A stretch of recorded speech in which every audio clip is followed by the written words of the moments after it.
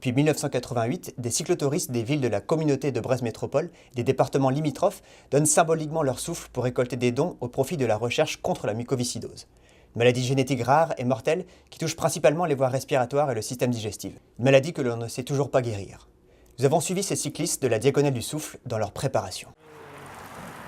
Pour la recherche sur la mucoviscidose, les diagonalistes pédalent utiles et solidaires. Les objectifs de l'association, informer, sensibiliser et récolter des fonds pour lutter contre la maladie.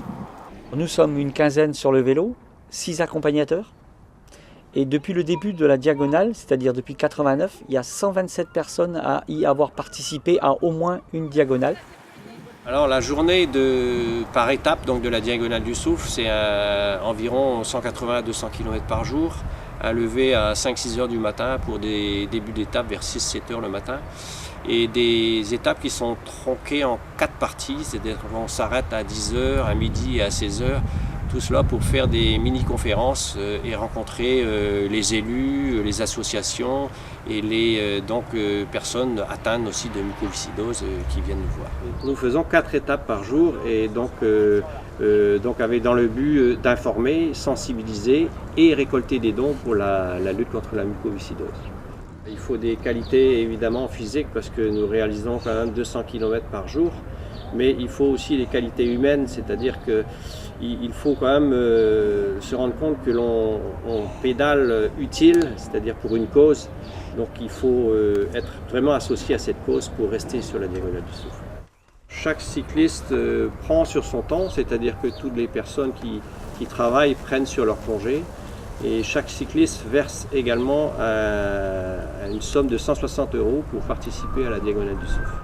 Le point fort de l'engagement des cyclistes, les 7 jours de course.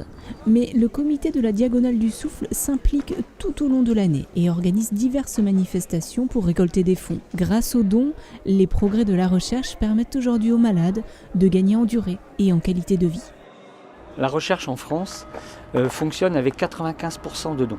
En 2017, nous avons remis 24 000 € et depuis 1989, nous avons remis plus de 600 000 €.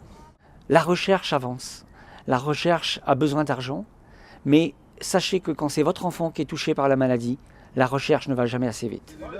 Nous partons le samedi 26 mai à 4h30 vers Argelès-Gazos pour une distance de 1100 km environ. Et nous repartons le lundi 28 d'Argelès-Gazos pour remonter sur Quérillon à travers tous les ribines qui vont se reposer à nous.